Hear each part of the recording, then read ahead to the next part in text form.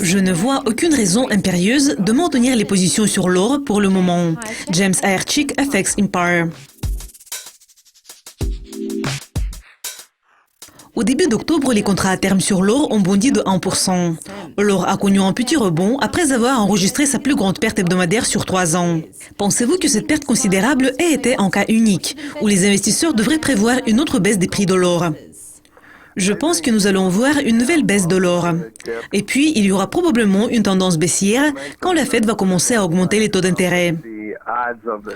Je pense que le mouvement que nous avons observé au début d'octobre n'est qu'un précurseur d'un mouvement encore plus important.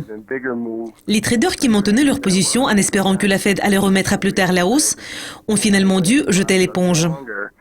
Et je pense que beaucoup de traders ont déjà quitté le marché. Mais il reste quand même beaucoup de positions ouvertes. Et si nous avons un rebond technique, il ne sera probablement pas lié au taux d'intérêt. Il sera lié à ce que certains investisseurs cherchent des profits dans l'or, compte tenu de ces hausses et ces baisses récentes. Mais en général, une tendance à la baisse va se poursuivre pendant que la Fed continue son cycle de resserrement de la politique monétaire. Compte tenu des élections présidentielles aux États-Unis et d'une éventuelle hausse des taux en décembre, quelles sont vos prévisions pour l'or d'ici la fin de l'année? Je prévois une tendance baissière d'ici la fin de l'année. Je ne vois aucune raison impérieuse de maintenir les positions sur l'or pour le moment. Actuellement, il est considéré comme un actif tout à fait ordinaire. Auparavant, beaucoup de traders utilisaient l'or pour des spéculations. Mais maintenant, ils considèrent l'or comme un actif qui n'apporte rien.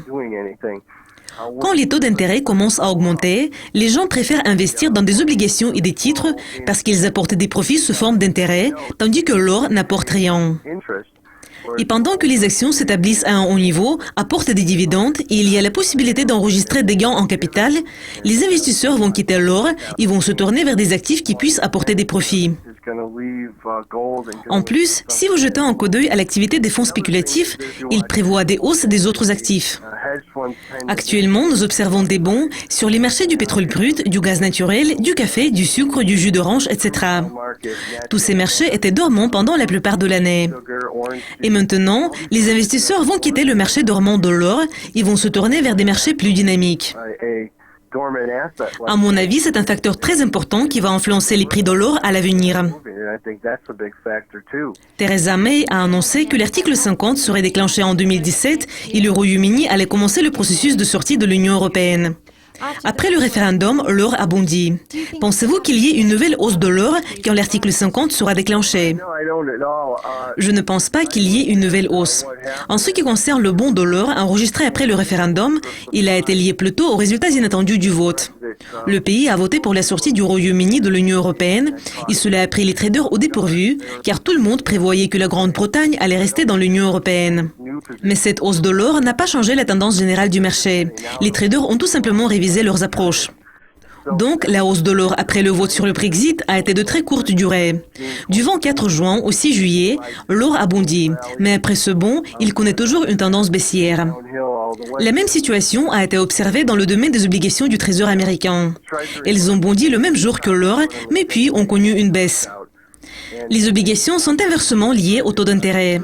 Donc, nous voyons que les marchés ont commencé à se préparer à une éventuelle hausse des taux d'intérêt de la Fed prévue pour décembre au début de juillet.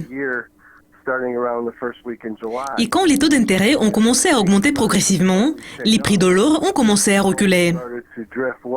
Au début d'octobre, nous avons observé une hausse des rendements des obligations du Trésor américain qui avait duré 5-10 jours. Pour le moment, les rendements des obligations du Trésor ont atteint leur plus haut sur 4 mois.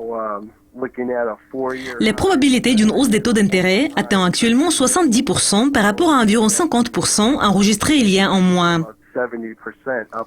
Donc, pendant que la Fed se dirige vers une hausse des taux, l'or va subir une pression. Le COMEX s'appuie sur le dollar.